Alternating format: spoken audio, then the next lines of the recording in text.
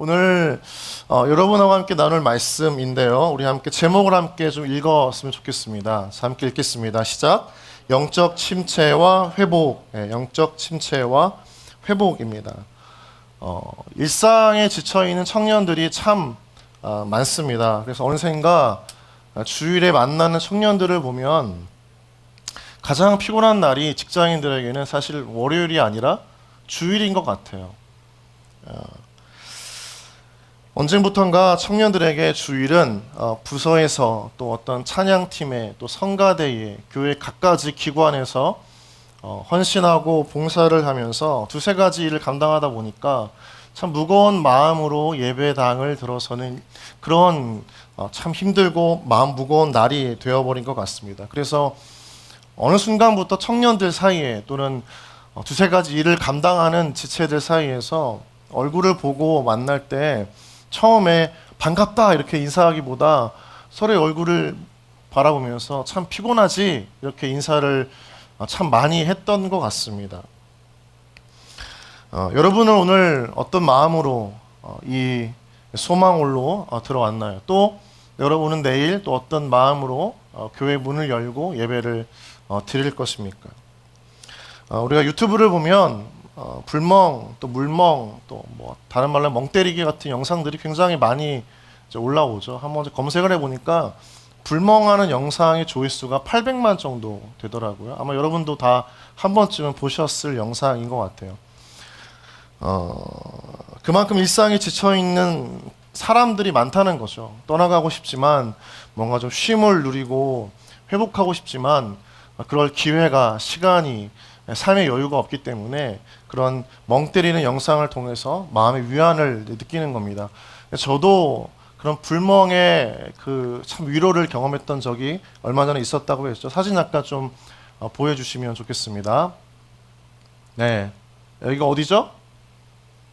네, 우리 임원 중에 우리 하은 자매가 장박을 하는 이제 캠프입니다. 그래서 정말 우리 지체들하고 같이 임원들하고 잠시 쉼의 시간을 가졌는데 저기 난로가 보이죠?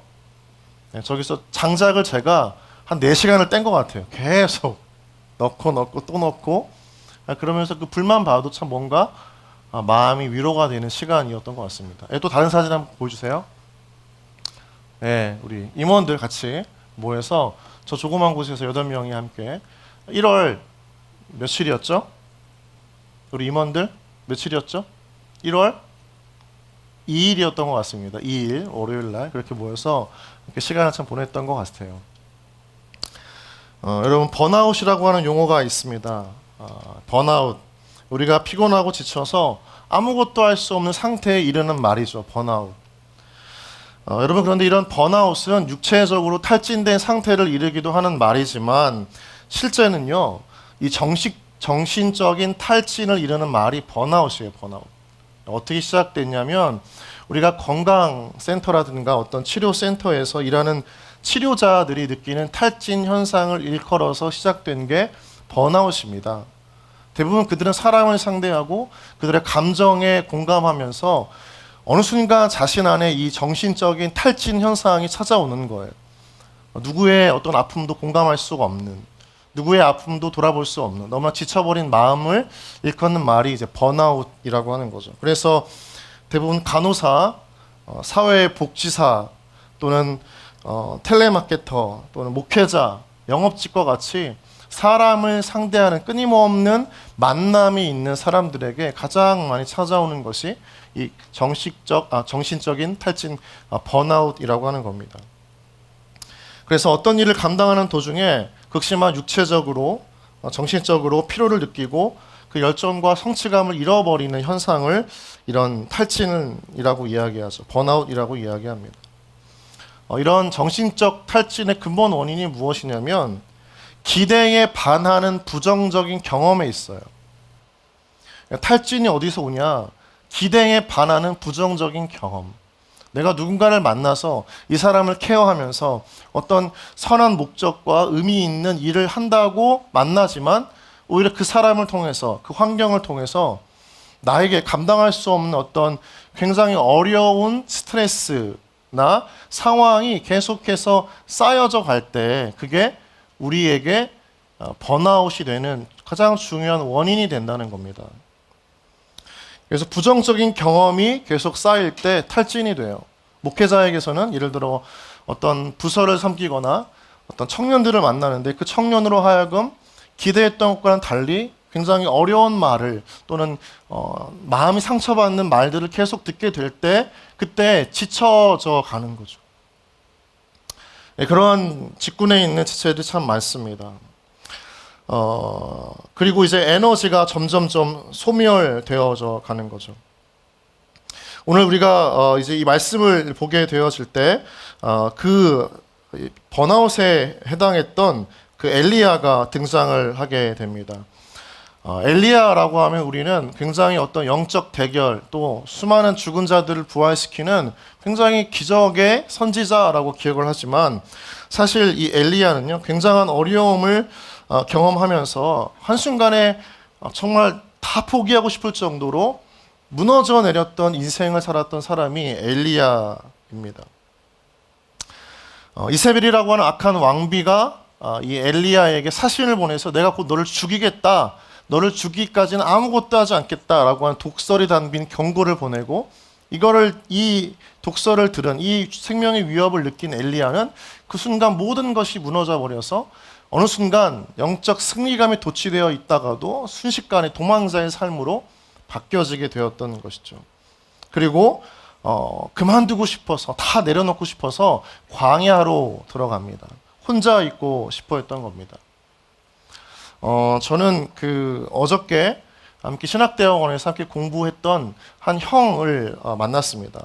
한 15년 정도를 알았던 저에게 선배 목회자인데 그 형은 이제 그러니까 경기도 수원과 화성 인근에서 한 교회의 부교육자로 사역을 하고 있는 그런 선배 목회자였어요. 그래서 갑자기 목포에 왔다고 하길래 무슨 일인가 싶었죠. 왜냐하면 너무나 먼 거리지 않습니까? 이유가 없이는 오지 않을 것이고 목적이 없이는 올 수가 없는 거리였기 때문에 너무나 궁금해서 물어봤어요. 쉬러 왔다는 겁니다. 쉬러 왔다는 거예요. 그래서 같이 함께 식사를 하고 커피를 이제 마시면서 이야기를 들어보니까 많이 지쳐 있던 겁니다.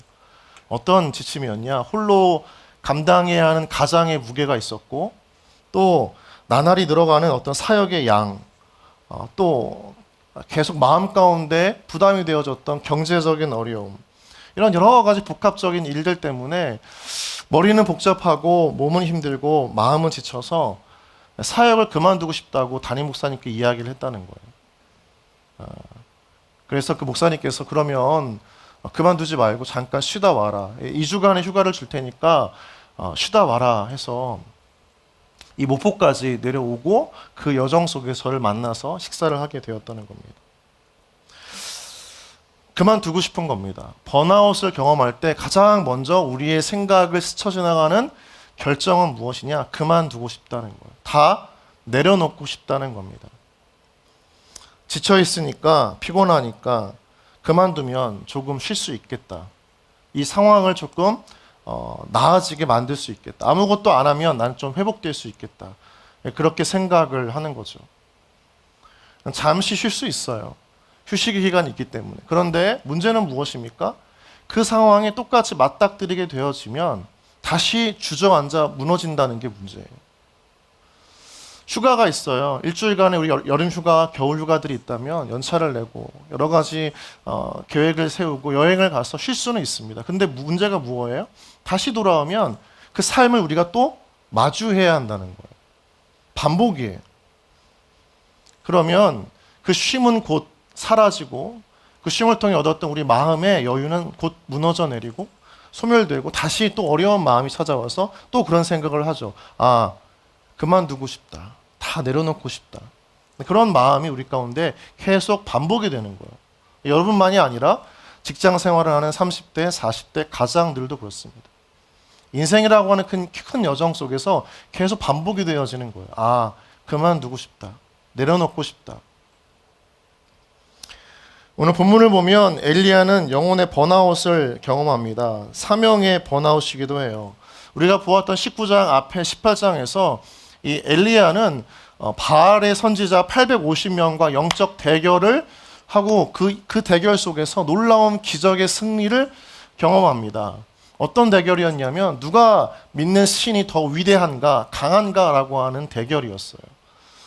그래서 그것을 증명하기 위해서 장작더미 위에 소를 잡아서 올려놓고 그들이 서로 각자가 기도할 때 엘리야가 믿는 하나님 또 다른 이방 선지자들이 믿었던 바알 각자의 신에게 기도할 때 어떤 신이 가장 빨리 이 나무를 태우고 이 송아지를 태우는 그 불을 내려줄 것인가에 대한 대결이었던 겁니다.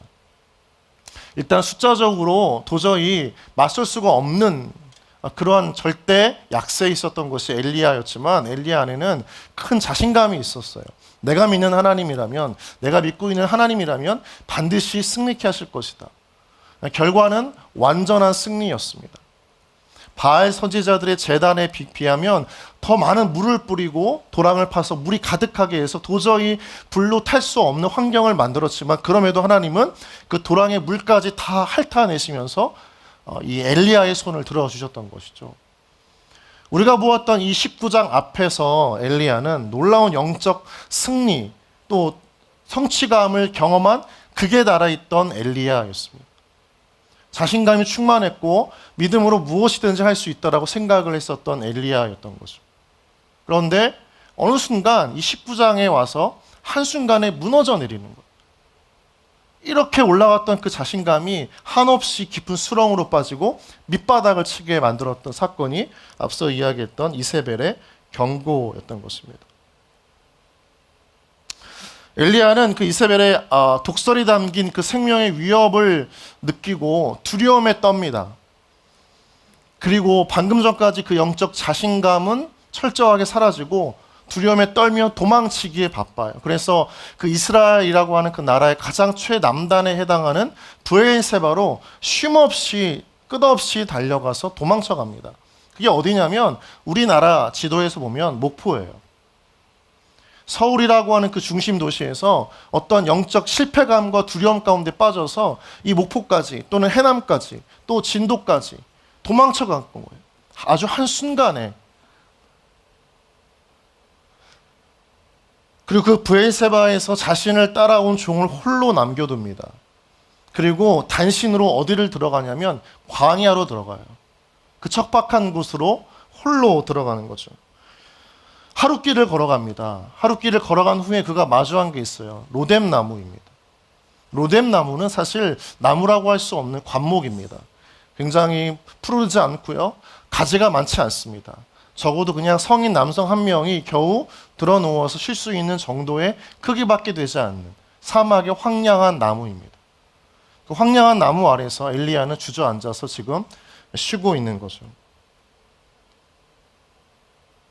그리고 나서 하나님 앞에 이렇게 고백을 하는 거예요. 주님, 제가 지금 죽기를 원하니 지금 내 생명을 거두어 주옵소서. 우리 함께 4절 함께 읽어보도록 하겠습니다. 4절입니다. 자기 자신은 광야로 들어가 하룻길쯤 가서 한 로뎀나무 아래에 앉아서 자기가 죽기를 원하이르되 여호와여 넉넉하오니 지금 내 생명을 거두시옵소서. 나는 내 조상들보다 낫지 못하나이다 하고. 너무나 대조적인 모습입니다. 850명의 바알의 선지자를 이겼던 그 영적 충만함이 가득했던 그 엘리야의 모습과 너무나 한순간에 바뀌어져 버린 이 엘리야의 모습을 보게 되는 거죠. 여러분, 우리가 무언가 세상에서도 잘 나갈 때에는 너무 잘 나가는 거예요. 그런데 그 잘 나가는 만큼 무너질 때는 더 빠르게 무너지는 겁니다. 우리 초고층의 건물, 롯데월드 J타워 같은 그 롯데월드 건물을 지을 때, 롯데타워를 지을 때에도 초고층의 최첨단 공법을 가지고 오랜 기간 동안에 안전하게 짓지만 그 건물이 무너질 때에는 순식간이에요. 우리의 삶도 마찬가지입니다. 우리가 뭔가 쌓았던 것 같아요. 이룬 것 같아요. 뭔가 성취감이 가득해요. 그런데 그 성취감과 이룬 것 같은 그 마음이 가득해졌을 때, 높아졌을 때 무너지는 건 아주 순식간이에요. 뭔가 쌓아놓은 것 같은데 그 쌓아놓은 것이 흩어지는 것은 아주 금방이에요. 그런데 오늘 보면 엘리야는 무너지고 있습니다. 근데 사람이 무너지면 어떤 감정이 찾아오냐면 두려움입니다. 오늘 엘리야는 무너지는 가운데 두려움과 불안을 경험하고 있어요. 엄청난 두려움에 빠지는 겁니다. 아마 엘리야는 고민했을 겁니다. 왜 나에게 이런 일이 일어났을까? 왜 나에게 이런 두려움 상황이 반복되어지는 것인가? 왜일까요?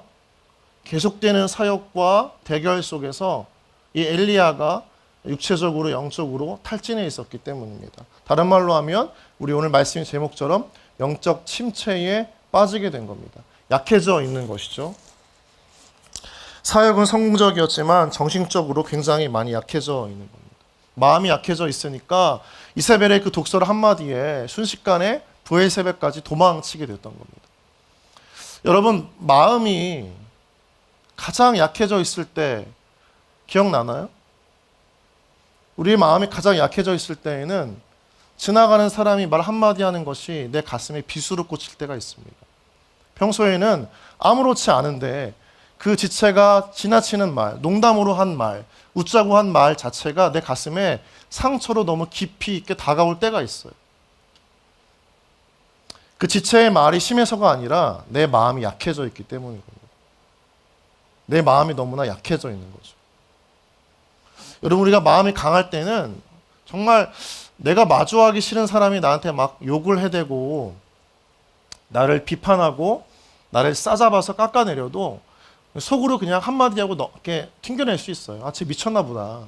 헛소리 하는구나. 이렇게 하고 잊혀지게 되는데 마음이 약해지면 그렇지 않다는 거예요. 쌓아두게 되는 거예요. 계속. 긍정적인 단어가 아니라 부정적인 말들을 계속 쌓아둬요. 그러면서 부정적인 감정도 쌓여져요. 마음이 약해져 있기 때문입니다. 여러분들의 마음이 약해져 있다면 사람의 말에 쉽게 상처받는 거예요. 반대로 여러분의 마음이 강해져 있다면 사람들이 어떠한 말도 여러분의 마음을 다치게 할 수가 없는 겁니다. 여러분의 중심이 하나님으로 인해서 굳건해지기를 주님의 이름으로 축원합니다.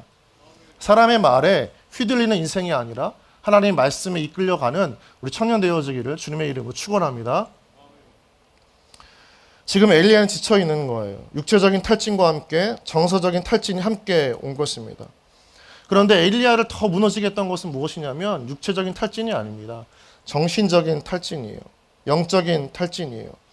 아주 먼 거리를 오고 가면서 사역을 했기 때문에 지칠 수 있었지만, 그런데 그 육체적인 탈진은 금세 드러나요. 몸이 피곤해지거든요. 그런데 엘리야가 분별하지 못했던 것이 무엇이었냐면 정신적인 영적인 탈진입니다. 이건 잘 몰라요. 우리 안에 어느 순간 나도 모르게 우리 자신이 내 마음을 모르기 때문에 우리 안에서도 계속해서 쌓여져가는 이 소멸되어져가는 소모되어져가는 정신적인 그 탈진 현상을 우리가 알아챌 수가 없는 겁니다. 우리의 마음이 그렇다는 거죠. 그래서 쌓이고 쌓여서 어떤 트리거, 어떤 사건이 한 방아쇠가 되어져서 한순간에 무너져 내리게 되는 겁니다. 오늘 엘리야는 그런 모습인데, 그런데 그것으로 끝나지 않고 하나님이 그런 엘리야를 회복시키세요. 우리가 보고 싶은 것은 바로 그 하나님의 모습입니다. 여러분이 보아야 할 것은 오늘 말씀에 지쳐있는 엘리야를 통해서 나를 보는 것이 아니라 그러한 나를, 그러한 엘리야를 회복시켜 가시는 하나님, 그 회복의 하나님을 만나는 은혜가 여러분 가운데 있길 다시 한번 주님의 이름으로 축원합니다.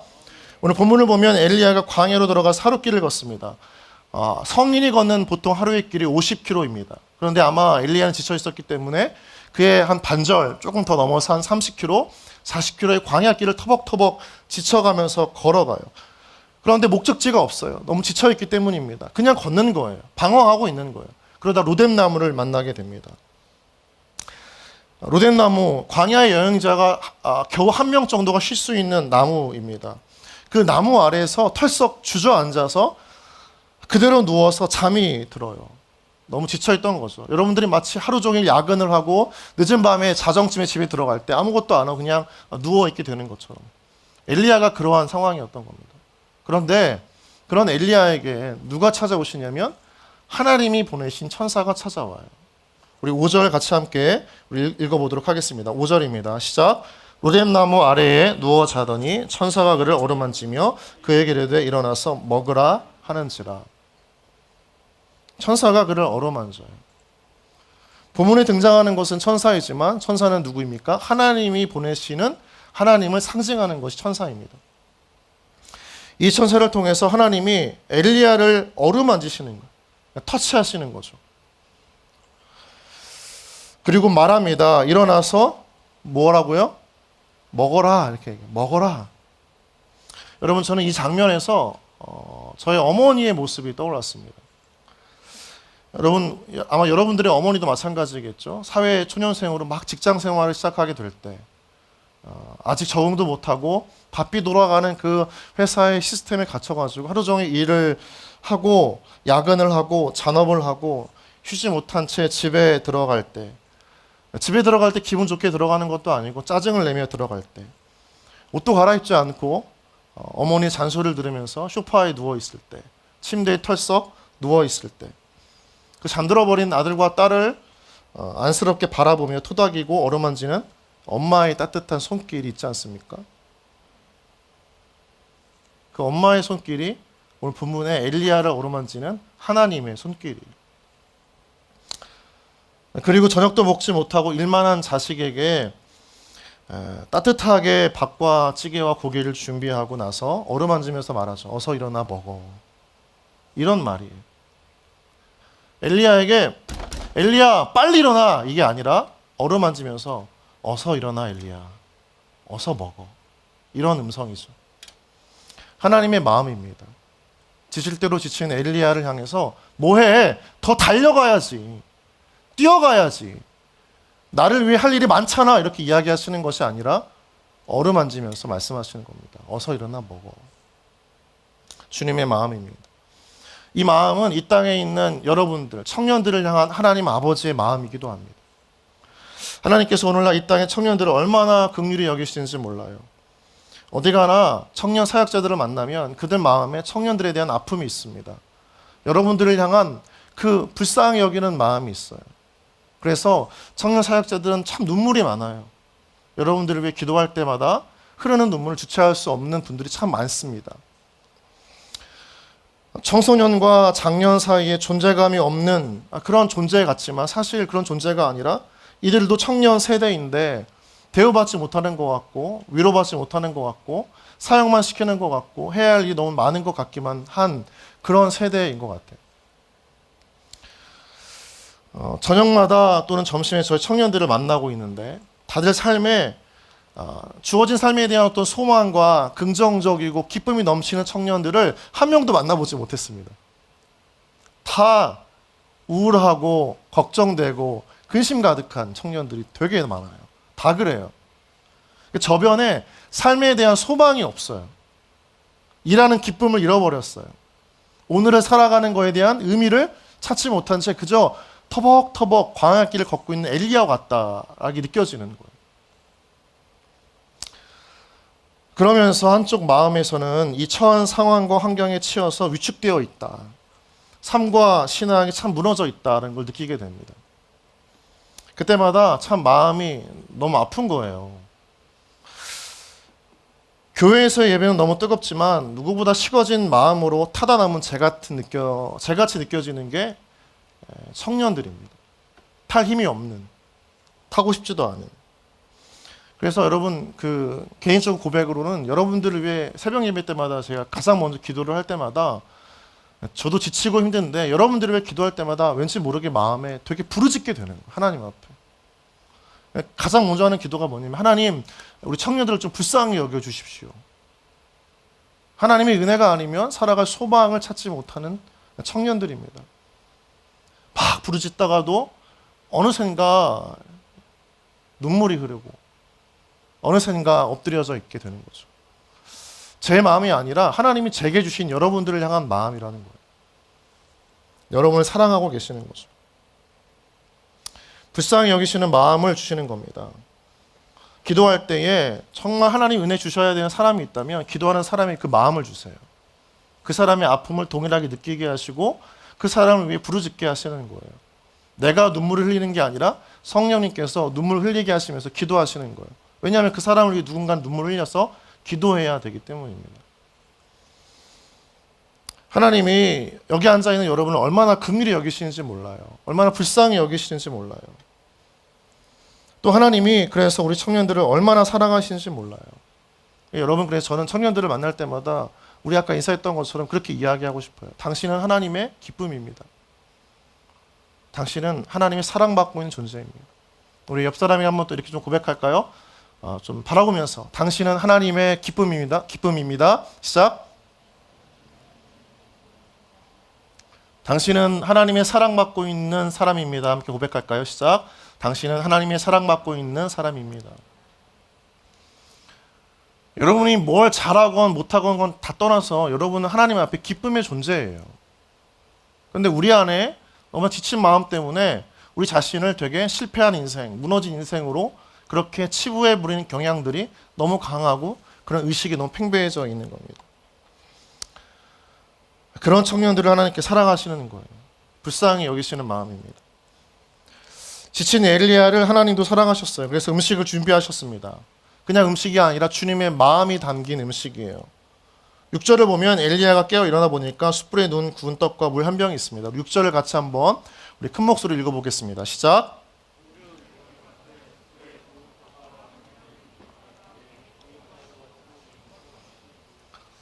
여러분 지난주 말씀과 좀 다르죠? 뭐가 추가되어 있죠? 영어 성경이 추가되어 있습니다. 조슬린 자매 때문에 준비했는데 슬린 자매가 없어. 안 왔어. 꼭 전해주세요. 알았죠? 네. 일어나 보니까 머리맡에 숯불에 구운 떡과 물 한 병이 있었어요. 여러분 광야에서 숯불에 구운 떡 본 적 있습니까? 여러분 사막 여행한 사람이 있다면 사막에서 숯불에 구운 떡 본 적 있어요? 고기 본 적 있습니까? 없죠. 하나님이 정성을 다해 준비한 음식이라는 거예요. 사실 본문을 보면 숯불에 구운 떡이라고 나오지만 여러분 유대인들, 히브리인들이 떡을 먹었어요? 안 먹었어요? 먹었어요? 안 먹었어요? 떡이 있어요? 없어요? 없어요. 떡이 아니라 빵이에요. 빵. 우리나라로 표현하다 보니까 조선시대에 성경을 번역하다 보니까 우리나라에 그때 빵이 있었어요? 없었어요? 없었죠. 그러니까 그걸 대신할 떡으로 번역을 한 겁니다. 영어 성경 본문을 보면 케이크 오브 브레드라고 나와요. 케이크 한 조각인 빵인 거죠. 그 빵을 하나님께서 숯불에 구워주셨습니다. 아마 조미료가 첨가되지 않은 MSG가 없는 아마 그냥 담백한 빵일 것 같아요. 그리고 목마르지 말라고, 목 맥히지 말라고 물 한 병 이렇게 준비해 주신 거죠. 지쳐서 잠들었던 엘리야가 깨어나서 본즉 자기에게 너무나 필요한 하나님의 양식이 준비되어져 있습니다. 그래서 그것을 허겁지겁 먹게 되는 거죠. 프라이팬에 살짝 구운 가래떡에 꿀 발라준 그런 떡이 아닙니다. 광야에서 하나님께서 엘리야 사람을 위해서 준비한 음식인 거예요. 그리고 그걸 먹고 다시 잠이 듭니다. 이때 회복이 돼요. 이때 엘리야는 회복이 됩니다. 어떤 회복이었냐면 이 육체적인 배고픔의 회복이었습니다. 너무 지쳤던 엘리야가 주저앉았는데 하나님께서 그를 보시고 가장 먼저 음식을 준비하셨는데 그 첫 번째 음식은 지쳐 있었던 육체적인 탈진을 경험했던 엘리야를 회복시키고자 했던 하나님의 음식이었습니다. 육체도 피곤함을 경험합니다. 아무리 사역을 열심히 해도 아무리 기도를 뜨겁게 해도 성령 충만해도 육체의 피곤함을 경험합니다. 우리 육체는 이런 말이 있죠. 영혼을 담는 그릇이다. 한번 따라해 볼까요? 우리의 육체는 영혼을 담는 그릇이다. 영지주의자들은 육체를 굉장히 경시 여겼습니다. 그 영적인 걸 굉장히 신비롭게 여기고 굉장히 존중하고 그게 최고인 것 같았어요. 그런데 여러분 잘 보시면 주님이 이 땅에 오실 때 무엇을 입고 오셨습니까? 육신을 입고 오셨습니다. 마찬가지로 우리에게도 영적인 것도 중요하지만 또 다른 것이 무엇이 중요해요? 육적인 것도 중요합니다. 아무리 성령 충만해도 몸이 병들어 있으면 주님의 일을 할 수가 없어요. 그래서 관리하고 그 건강을 유지해야 되는 거예요. 아내가 저한테 가장 많이 하는 말이 있습니다. 무엇입니까? 살 빼라. 이 돼지야. 살 빼라. 제발 좀. 우리는 관리를 해야 되는 거죠. 우리의 영혼만이 아니라 육체도 관리를 해야 되고 영적인 쉼만이 아니라 육체의 쉼도 필요한 것입니다. 하나님도 그걸 아셨던 거예요. 그래서 엘리야에게 가장 먼저 음식을 주시면서 그의 망가진 육체를 회복시키셨던 겁니다. 요 근래 이제 임원들이 사역을 맡은 지 초기라서 회의를 하면 늦은 시간까지 모일 때가 보면 2-3시간 훌쩍 넘길 때가 참 많은 것 같아요. 그럴 때 그 시간들을 조절하는 지혜가 필요합니다. 일을 할 때에도 노동을 하는 직업들이 있죠. 우리 청년 지체들 보면 이제 노동, 몸을 꼭 움직여야 하는 일을 하는 사람들이 있습니다. 그러한 형제들, 그러한 자매들일수록 자신의 삶을 굉장히 좀 잘 컨트롤할 필요가 있어요. 절제하고 관리할 필요가 있어요. 그 노동을 다른 걸로 풀면 안 돼요. 술을 마신다던가 누구를 만나는 시간으로만 할애해서는 안 됩니다. 쉼이 필요한 거예요. 자는 시간이 필요하고 적절하게 균형을 맞추는 자기 관리가 필요한 것입니다. 우리가 청년의 시절이기 때문에 두세 시간씩 자면서 무언가 어떤 성취를 이루기 위해서, 목적을 이루기 위해서 막 달려가야 할 때도 있지만 그게 평생이 된다라고 하면 여러분 병들어요. 무너져요.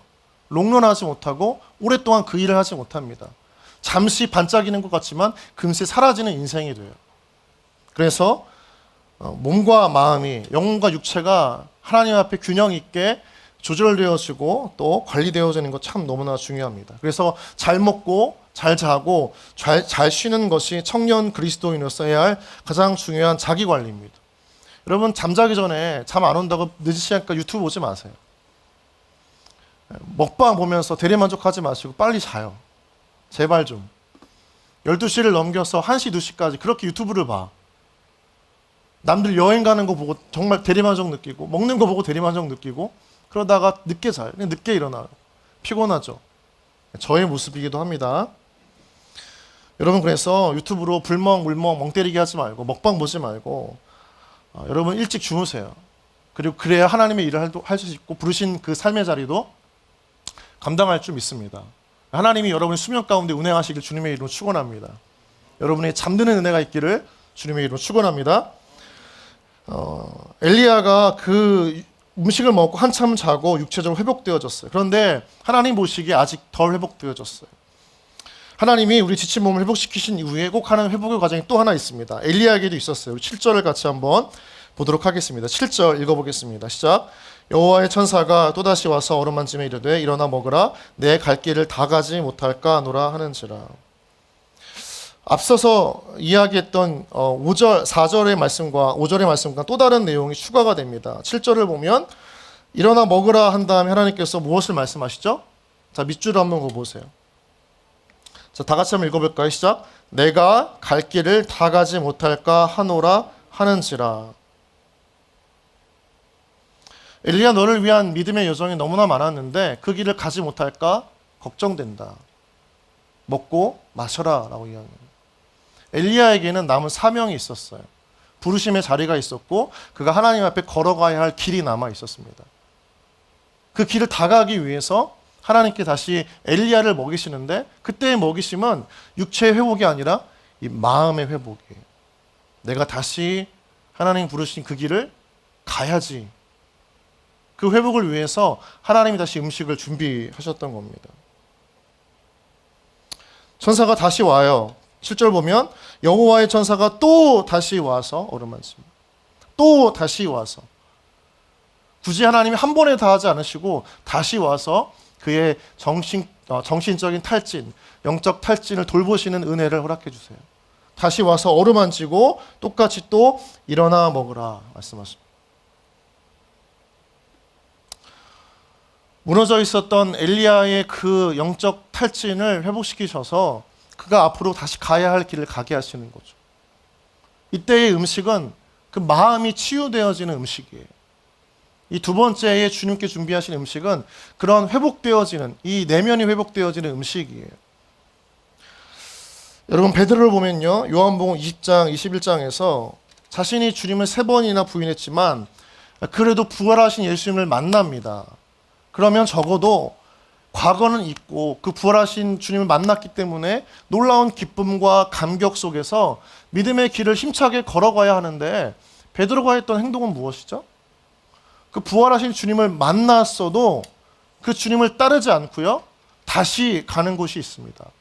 어디일까요? 디베랴 바닷가입니다. 다시 자신의 생업으로 돌아가서 그물을 던져서 물고기를 잡기 시작해요. 다른 말로 하면 부활하신 주님을 만났음에도 주님을 따라가기를 그만둔 거예요. 왜죠? 자기의 그 바닥을 보았기 때문입니다. 부활하신 주님을 만났어도 자신 안에 과거에 부인했었던, 그 주님을 부인했었던 자기 자신의 민낯 때문에 도저히 주님을 따라갈 수가 없는 거예요. 마음이 지쳐있던 겁니다. 영적으로 탈진되어져 있던 거예요. 아무것도 하고 싶지 않은 거예요. 그만두고 싶은 거예요.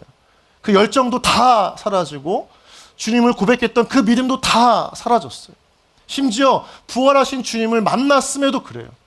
회복이 안 되는 거예요. 그래서 다시 생업으로 돌아갑니다. 하나님의 일 나랑 관련 없어. 다시 내가 익숙한 일, 내가 했던 일 하는 거예요. 그만두고 싶었던 겁니다. 주님을 따라서 제자의 길을 가는 것은 자신에게 있어서 굉장히 역부족이라고 생각을 했던 거죠. 과거에는 주님을 믿고 의지하면 주님이라면 내가 물 위를 걸을 수 있을 것 같은 믿음이었는데 부인하는 3번의 그 과정 속에서 자신의 실패하는 믿음을 마주하니까 다시 일어설 마음의 힘이 없는 거예요. 자기 자신에게 절망한 겁니다.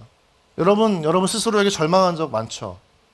여러분 스스로의 모습을 보고 낙담하고 낙심한 적 많죠? 아, 내가 이거밖에 안 되는구나. 내가 뭘 할 수가 없겠구나. 이런 마음 느낄 때가 참 많지 않습니까? 저도 인생을 살아가면서 수천 번을 경험했던 마음이에요. 저는 기본적으로 긍정적인 마인드가 아니었기 때문에 조금만 부정적으로 쏠리면 항상 나에 대한 그 자존감이 바닥을 치는 사람이었습니다. 열등감이 극에 달해요. 그런 사람일수록 자기 자신에 대한 절망이 굉장히 깊습니다. 베드로가 그랬던 거예요. 우리가 무너질 때 찾아오는 감정이 뭐예요? 절망감입니다. 아무것도 할 수 없다. 난 하고 싶지 않다. 할 수 있는 존재가 아니다. 스스로 자기 자신을 포기하게 되는 절망입니다. 참 힘들어요. 왜냐하면 안에서 무너졌기 때문에 내가 뭘 할 수가 없어요.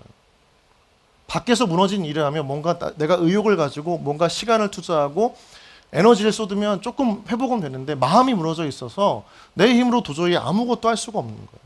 그런 절망이 우리 안에 여전히 도사리고 있는 거죠. 자신에 대한 소망이 사라지는 겁니다. 그게 베드로였어요. 그런데 그 주님이 다시 베드로를 또 찾아오세요. 마치 엘리야에게 천사를 2번 보내셔서 그 엘리야를 찾아가셨던 것처럼 부활하신 주님이 베드로를 만나신 후에 그 떠난 베드로를 향해 또 주님이 찾아가세요. 물고기를 잡고 있던 베드로에게 어떻게 하시죠? 주님이 말씀하십니다. 잡은 생선을 좀 가지고 와, 베드로. 그리고 그 생선을 숯불에 굽고 빵을 뜯어 베드로 앞에 놓으시고 다시 말씀합니다. 와서 같이 밥 먹자, 베드로. 베드로를 포함한 제자들은 그 분이 처음에 누군지 몰랐는데 가까이서 보니까 주님이기 때문에 아무 말도 할 수 없었어요. 침묵하고 있습니다. 우리 요한복음 20장 12절 말씀 같이 한번 좀 찾아서 읽어보겠습니다. 자막 띄어져 있는데 같이 한번 읽겠습니다. 시작. 예수께서 이르시되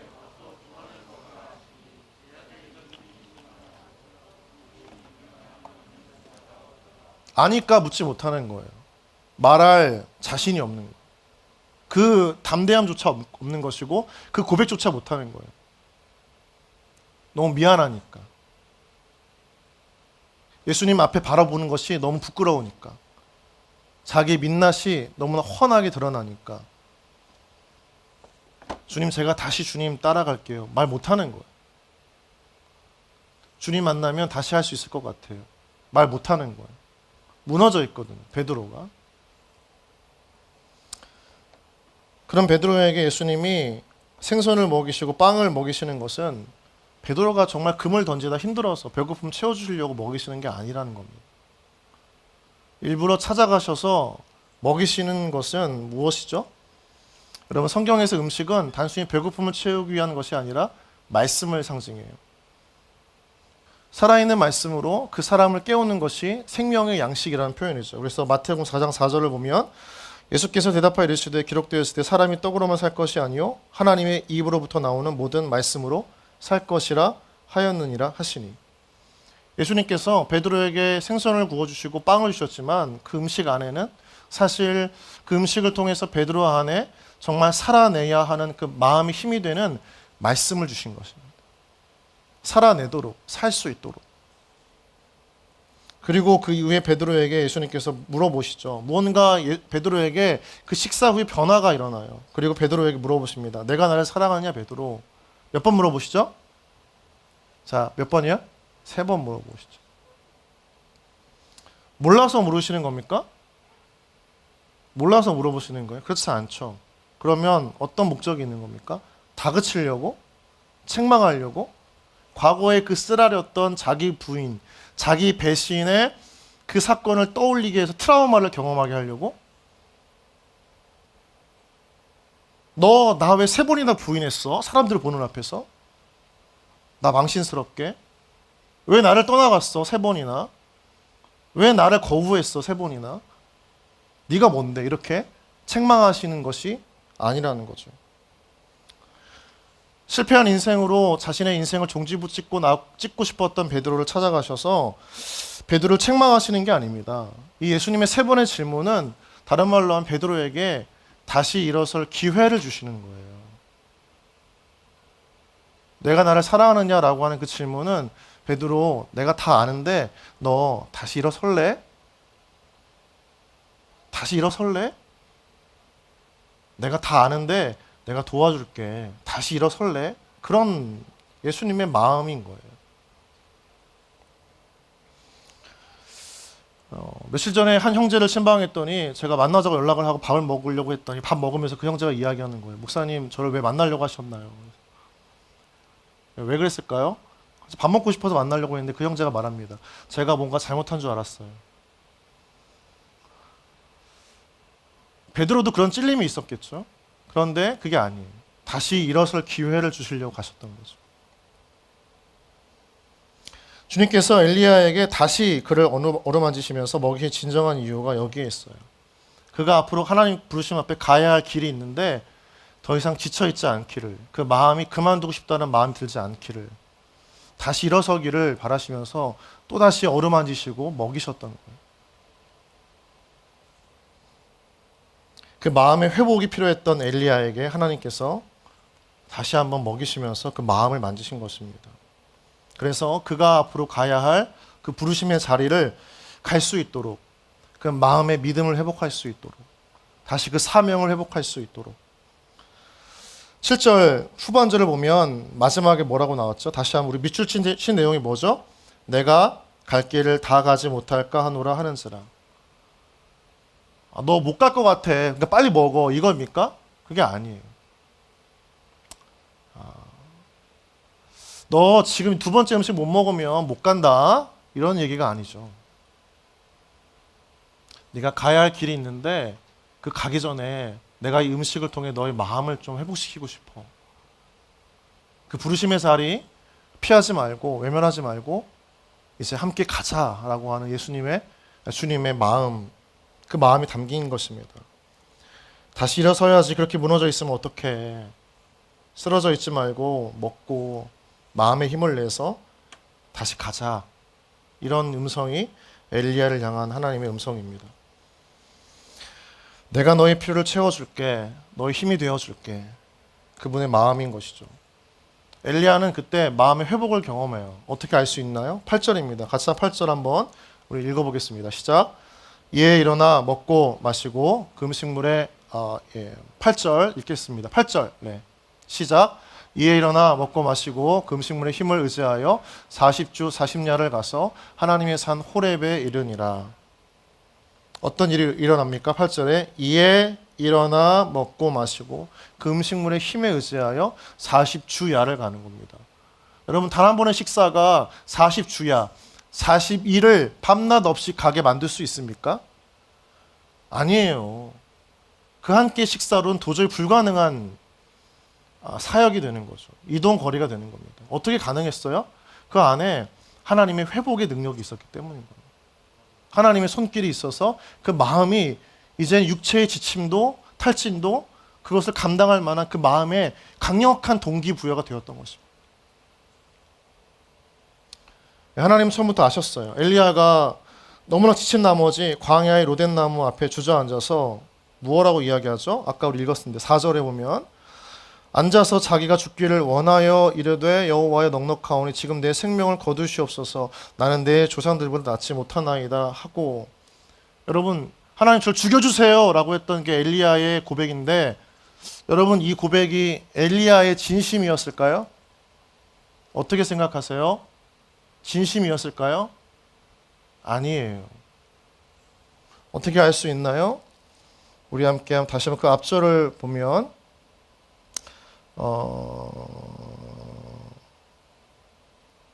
우리 같이 한번 그 앞절인데 잠깐만 제가 잊어버렸네요. 3절 3절입니다. 3절 같이 함께 읽어보겠습니다. 시작. 그가 이 형편을 보고 일어나 자기의 생명을 위해 도망하여 유다에 속한 브엘세바에 이르러 자기의 사원을 그곳에 머물게 하고. 브엘세바에 도착한 그 엘리야가 왜 여기까지 왔어요? 살려고 왔잖아요. 3절 보면 자기의 생명을 위해 도망쳤어요. 그런 엘리야가 순식간에 하나님 저 죽여주세요 라고 하는 것은 자기 안에 그 절박함을 하나님께 간구하는 기도예요. 그래서 하나님 저 죽여주세요 라고 하는 그 얘기는 아주 반대의 의미가 있어요. 어떤 마음입니까? 하나님 저 좀 살려주세요 이런 마음이에요. 하나님 저 죽여주세요 라고 하는 그 마음은 하나님도 저 너무 지쳐있고 힘든데 제발 저 좀 살려주세요 라고 하는 그 반대의 속마음이에요. 그 마음을 하나님께서 아신 거예요. 하나님 앞에서는 말로는 하나님 저 죽여주세요. 너무 힘들어요. 다 그만두고 싶어요. 다 내려놓고 싶어요. 포기하고 싶어요. 떠나고 싶어요. 다 하나님 멀리하고 내려놓고 싶어요 라고 말하지만 그 마음 가장 깊숙한 곳에 있는 엘리야의 마음은 하나님 저 살고 싶어요. 다시 하고 싶어요. 일어서고 싶어요. 하나님의 그 일 다시 내가 감당하고 싶어요. 그 마음이 있는 거예요. 그 마음을 하나님이 아셨기 때문에 천사를 보내서 2번이나 어루만지시고 그의 육체와 그의 마음의 필요를 채워주신 것이고 회복시키신 것입니다.